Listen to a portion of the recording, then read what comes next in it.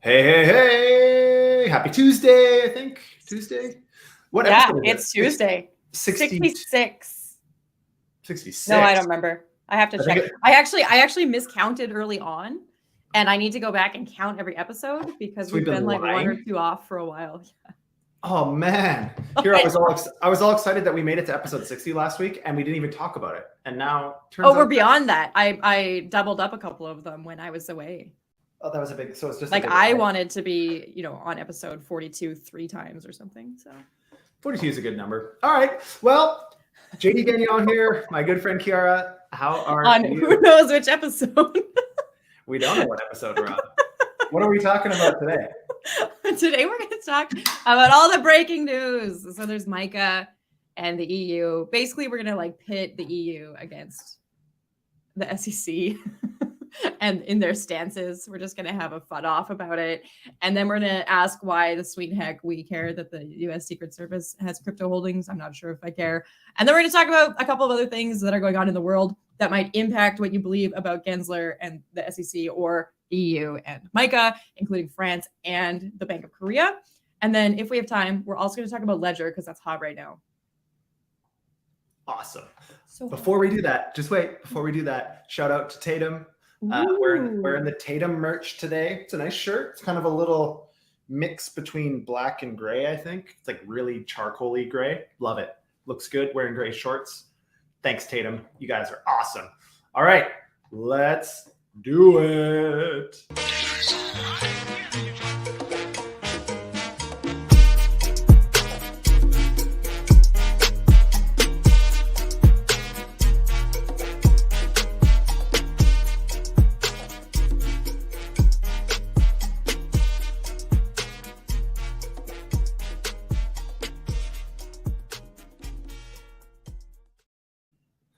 All right, we are back, and we are also on Twitter Spaces. So yeah, now we're streaming to Twitter Spaces too. We're kind of doing it a little bit like Frankenstein-esque. We're gonna come up with a bit better solution.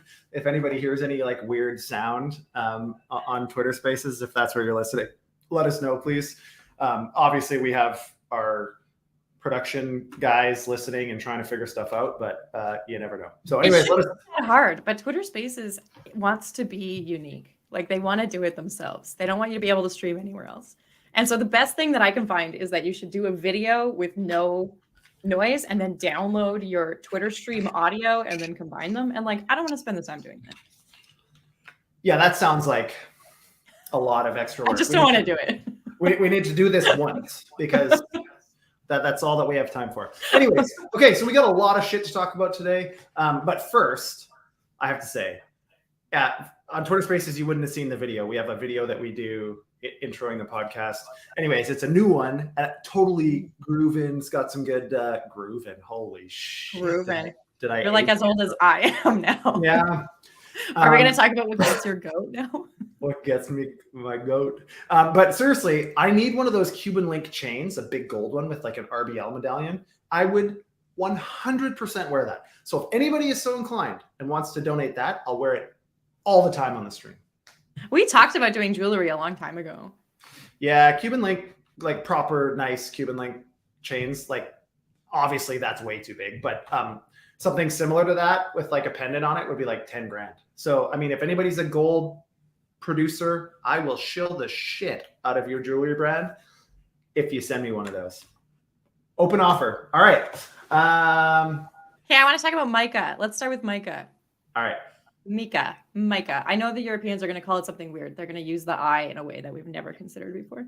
So the MiCA regulation has officially passed, which is a big deal. We talked a couple months ago, maybe 6 weeks ago, about what it was and why it mattered. And essentially, Europe is taking, the EU is taking the opposite stance on crypto as America's. Maybe not directly opposite, but instead of just arguing and enforcing and having a lot of FUD and more uncertainty like food, instead of that, they're just providing actual guidance and regulation, which is pretty cool. So they're focused on registration and authorization, making sure that people are safe and secure, some custody services, which will probably bleed into CBDCs, honestly. And mostly they're trying to prevent market abuse. So they're saying, hey, this is a real market and we'd like to ensure that it goes well and that people don't get rugged. So obviously I'm a fan of some regulation at a large scale, just getting put out there so that we can test it a little bit. I think now a quick shout out to Simon Dixon and Wolf of Wall Streets and their podcast. I was just listening and I'm totally stealing this thought from them. So shout out to them. But one of the major differences between and contrasts between the US and Canada's approach to MiCA is MiCA said, instead of trying to jam this round peg of digital assets into securities or commodities buckets that are different shapes, let's just make a bucket for digital assets. And that's effectively what MiCA did. And I think it'll be interesting to see which of the two approaches is more successful. In Canada, everything's a security. In the United States, it sounds like we're going to go, in two directions. Some will be securities, some will be commodities, the majority being securities. And then they're going to have to try to find ways to adapt securities laws. Now, an argument could be made that the securities laws, once we know how to determine whether you're a security or not, is something that you can navigate. My argument is it's incredibly onerous for the average protocol or project that's trying to launch in the United States. MiCA, as a contrast, is a totally different process. The registration is different. They're trying to come to the same ends of consumer protection, and some regulatory oversight, but without completely handcuffing the space. We'll see. I mean, until this thing gets rolled out and we see, adoption and such, we won't really know, in my opinion, which is going to be a better approach.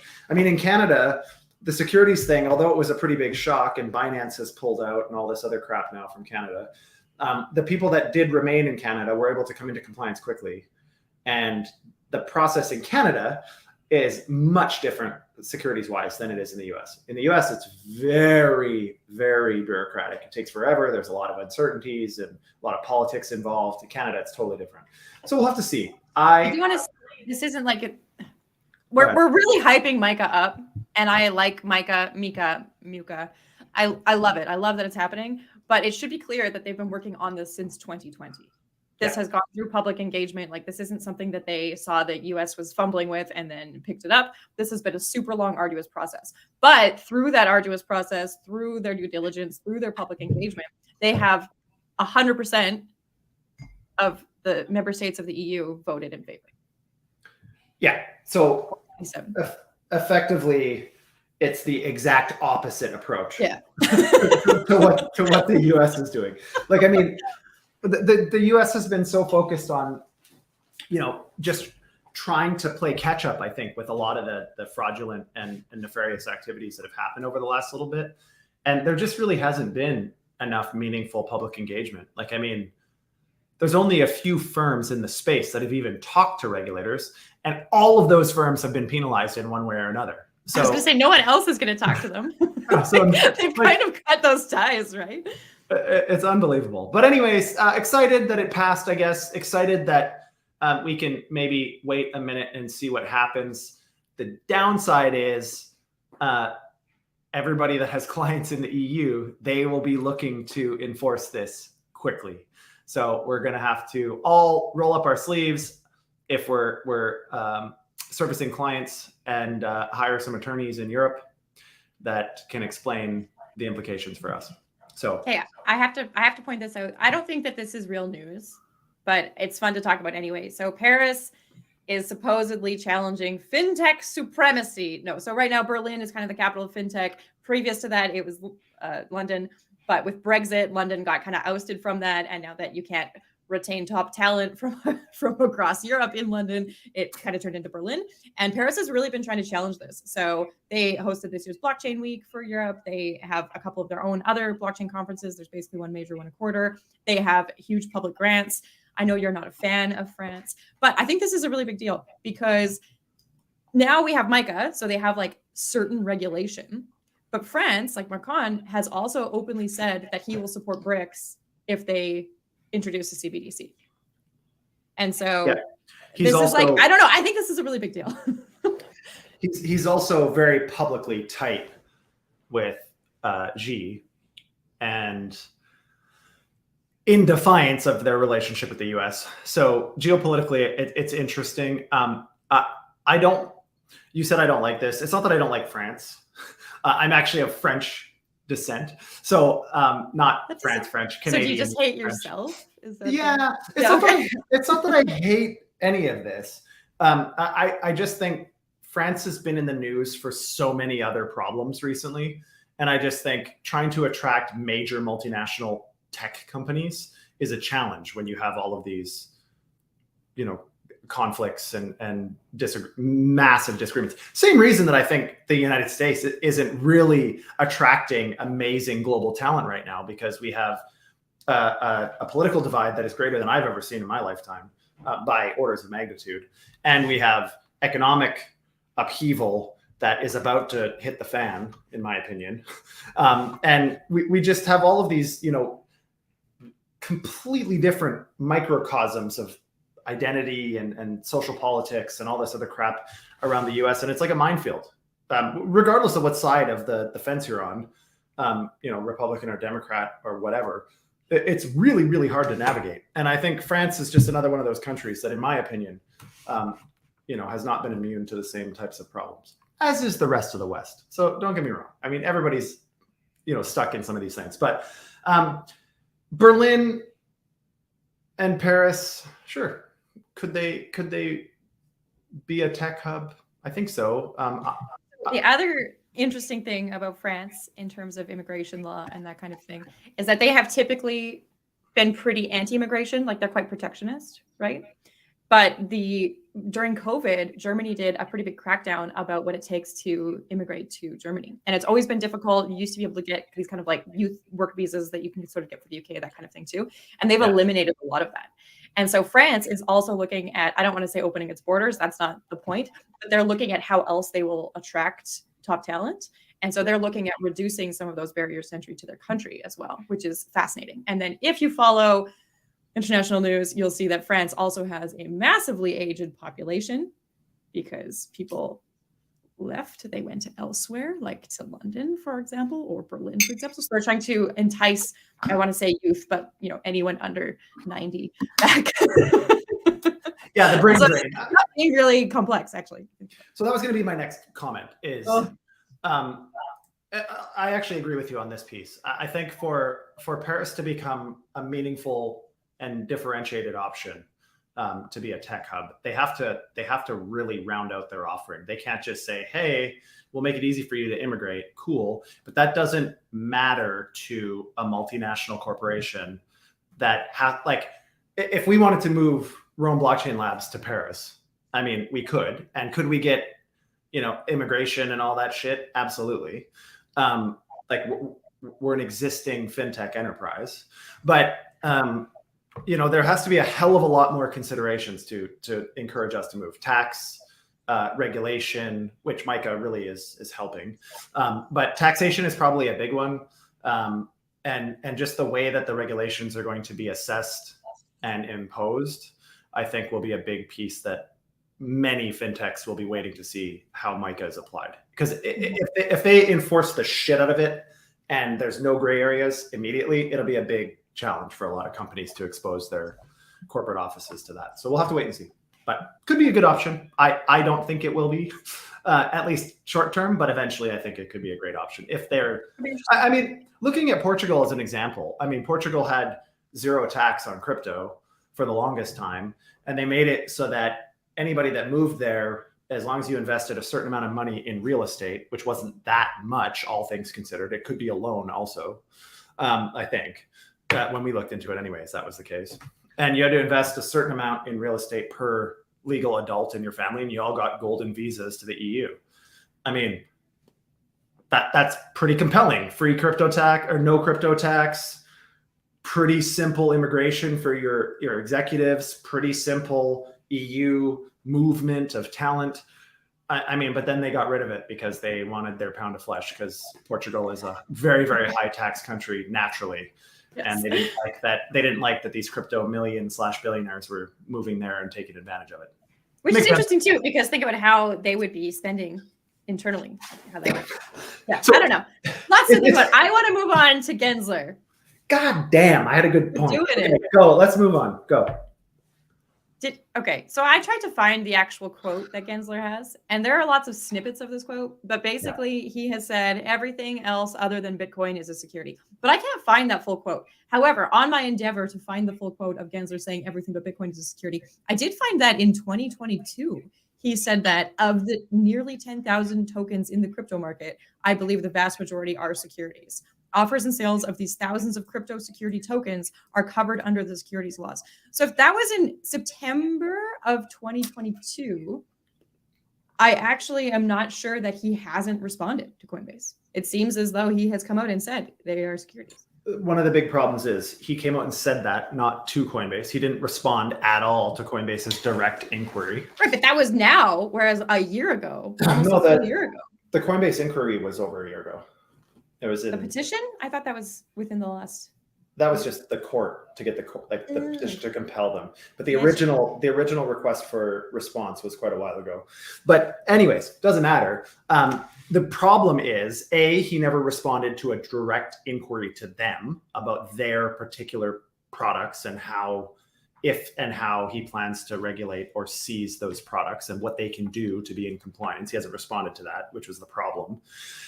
He has said on a few occasions, it's been fairly effectively removed from most media articles in the interwebs for obvious reasons, but he has said, to your credit, that Bitcoin is the only one that he sees as obviously, in his mind, not a security. And as far as he's concerned, everything else pretty much is.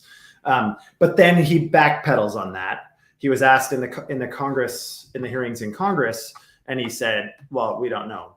That's up to policymakers to. Right. So the newest quote where he says everything's a security except Bitcoin was today or yesterday. It was yesterday, I think. Maybe he said it a few times. He flops back and forth, right? But so what would actually make it an official yes, it's a security in your mind? There has to be. So in my mind, the challenge is, and this is what my understanding of kind of the regulatory movement in the US is to help abate some of this, because the problem right now is the normal tests to assess whether something is a security or not are in the affirmative. You do this, or this, and you're a security, or this, and this, and you're a security. If you do any of those things, the challenge is those things it's not black and white, especially with respect to digital assets. And there's a lot less human intervention and discretion. And so we need to figure out, effectively, the only way to figure this out with certainty is to have a law passed that makes it a hell of a lot easier to understand, or a lot more direct and clear as to what a security is and what, with respect to digital assets, and what is a commodity with respect to digital assets. Gensler right now, I mean, a lot of this is politicking. Obviously, he, as the SEC chair, wants all of this to fall under the SEC. They get a bigger budget. They can fine billions of dollars across the space, which gives them more money, which is exactly what they want: more money, more control, more power. So I understand why he seems to think that everything is a security.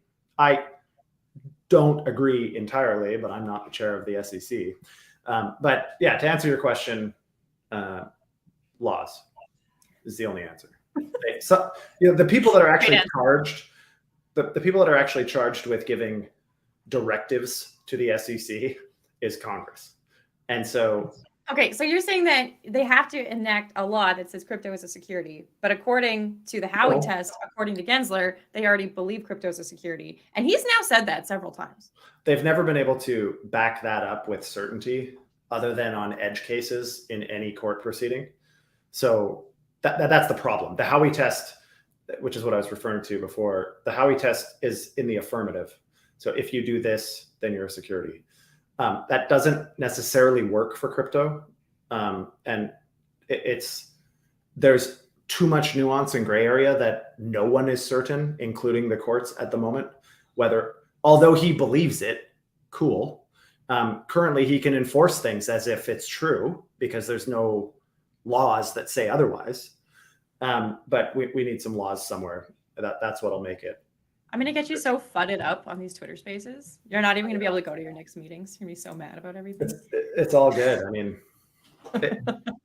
this stuff is important to talk. This stuff's important to talk about. It's frustrating. We talk about it every single day, but I mean, it's the future of a very important space, really, in global finance and in the global economy.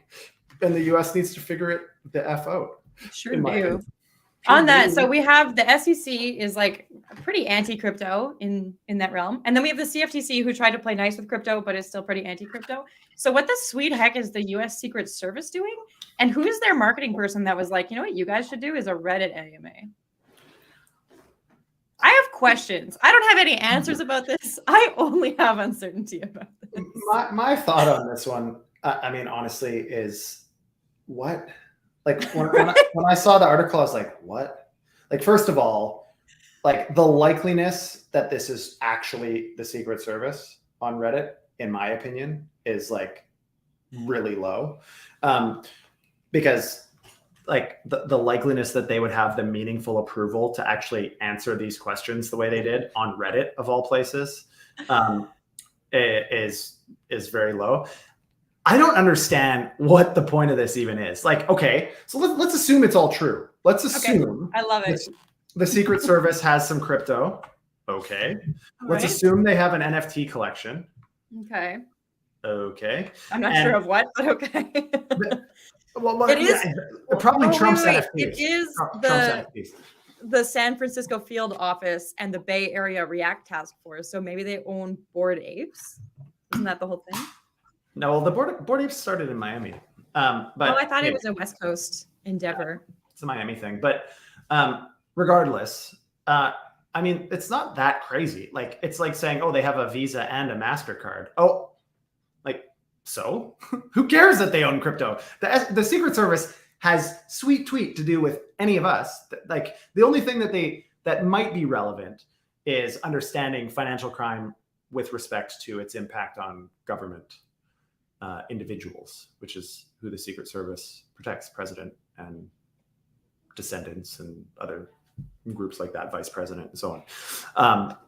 So maybe some financial crimes, like just understanding. Maybe they own some crypto to understand how it works so that they can identify risks to Trump when he's moving all of his NFT sales assets around. Who knows? I should have done this earlier, and I totally didn't. But there is a United States Secret Service San Francisco field office account on OpenSea, and their NFTs. I'm going to link you. Their NFTs are like whatever, a person in a suit, you know, as you would expect, like a security person with no face, and they're doing stuff like going for a run and flying a helicopter and working at a computer. What? I'm sending this to you right now in the private chat. And then hopefully Enrique can share it on Twitter for us because that's so funny. So strange. Honestly, I don't even know what to think. This to me seems like a giant troll. I don't know. I think so. All right. So America, they don't know what they're doing about crypto. They have no idea. Maybe they own NFTs. Maybe they have their own NFT collection. Maybe they're going to crack down. I can't tell anymore. There's a lot of people suspecting that there's, a lot of politics at play here too, which doesn't help. Well, yeah. So, yeah. Okay. Obviously. What's next? All right. Just to wrap up the crypto arms race that I so very much love. Bank of Korea is working with Samsung to look at offline CBDC payments. JD, I know again that this is not your don't love CBDCs. But the concept here is that if you're in a rural area, if you're in an underserved area, if you are the unbanked, it might be because you don't have regular access to digital accounts, because you might not have regular access to the internet. This is one of the issues that the sand dollar in the Bahamas was having, despite their mostly uptick. It is not an issue that they were having in Nigeria, where people just didn't want to fucking use it. But they're looking to pioneer offline CBDC payments, which What I think is interesting about this is not that it's Korea and not that it's Samsung. What I think is interesting about this is very much like Ripple working on CBDCs, is we think that CBDCs are going to be owned entirely by the government and controlled entirely by the government, where in reality, there's going to be other private influencers at play who are probably going to own your data. Right? Yeah. So here's where I don't love this. I like that Samsung's getting involved. I mean, Samsung Ventures has invested in a lot of infrastructure projects in the space. They're not, they're a global tech leader in many ways, and obviously are very well suited, I think, to support central banks and different things, especially in Asia. So I think it's a great partnership. I think it legitimizes, again, it further legitimizes blockchain technology as being a technology of the future, even if it relates to CBDCs, which I'm not generally a massive fan of. Here's where I like this again. This is the reason I don't love this, generally speaking, and I'm a little fuddy about it, but I think it's accurate. And the reason I don't love this is I talk all the time about the slippery slope, right? It's not what we start with, it's what's possible and where we'll likely end up. Okay. This is a perfect example of where the whole philosophy of blockchain technology being immutable, 100% transparent, on-chain, very performant, very quick, very secure, it all goes out the window. This opens essentially infinite manipulation vectors, both on behalf of the government, on behalf of malicious actors in the community, users, and I don't think Samsung would be implicated in this, but who knows? Like, who knows what the incentives are and the misincentives and all this stuff. I don't love it for that reason. I think the problem that we should be solving is not how to take a technology that is perfect as it is, not perfect, but incredibly good as it is, and a massive upgrade from what we've had before, instead of trying to change that now to a lesser version of it and defeat a lot of the major tenets of blockchain. We should be focused more on how to provide access in these countries to said blockchain. And so the theory here is in Korea, they want to have these offline payments to deal with people that don't have internet access and so on. I mean, to me, it's probably a lot more cost effective for the government to just put up fucking 5G towers or 4G towers or whatever and allow low-cost cell phones into the marketplace. I mean, Solana has got the Saga. We talked yesterday about Jumbo doing a... The issue that you're going to face with that is that we all talked about this yesterday, is that not everyone wants to be banked. And so a CBDC can force them to bank, essentially, because they will take away cash. Yeah, they'll take away cash, whether they want to or not. But the point still remains is take away cash, replace it with a much crappier system, blockchain plus offline discretionary activities on behalf of the government and tech providers and whatever. I just see it being a huge problem. Like, imagine, remember back in the day, I don't know if you remember this, you might've been a little too young, when you used to have to carbon copy your credit card. Oh yeah. Okay. So I live in Alberta. Some places still do that.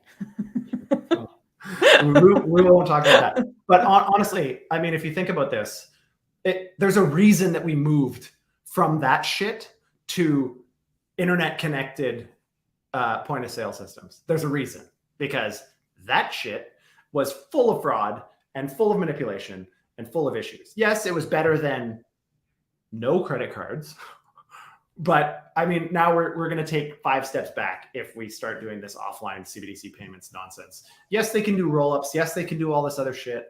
Totally get it, but that still requires internet access at the time of... Did you ever dispute with your bank book?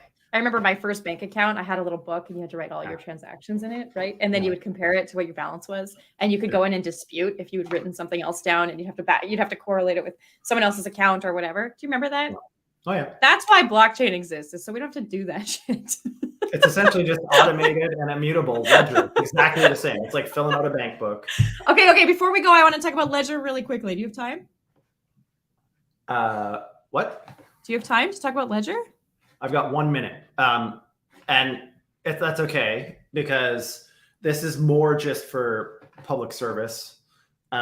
because this just kind of came out today with respect to a new Ledger update that they've got this new seed phrase backup service. It's cool. It's called Ledger Recover, and you can tie it to your national ID. Which to some people sounds great, but to a lot of people sounds like all of a sudden there's 3 entities that have our seed phrase shards now, and all it would take, and now that this isn't like let's panic and freak out right now.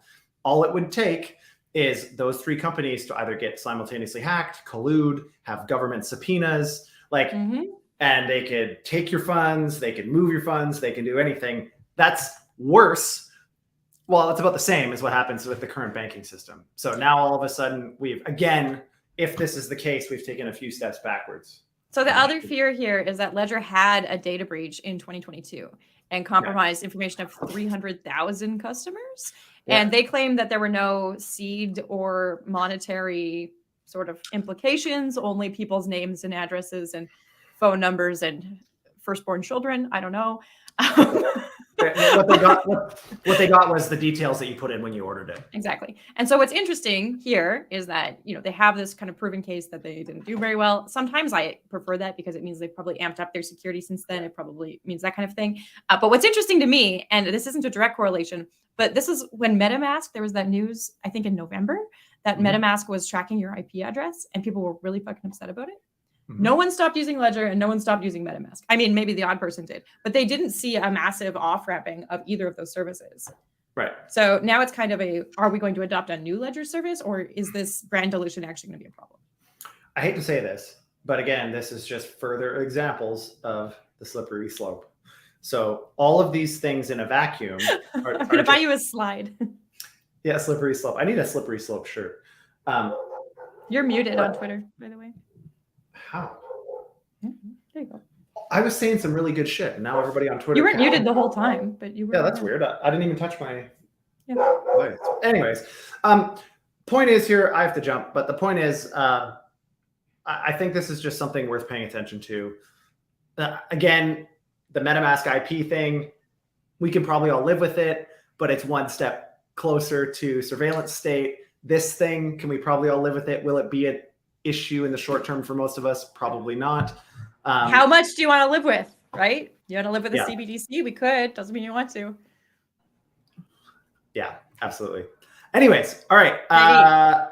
Same place, same time. Now on Twitter Spaces, 12:30 East. We will be here. Go find yourself. Go find yourself, JD. Kiara, talk to you later.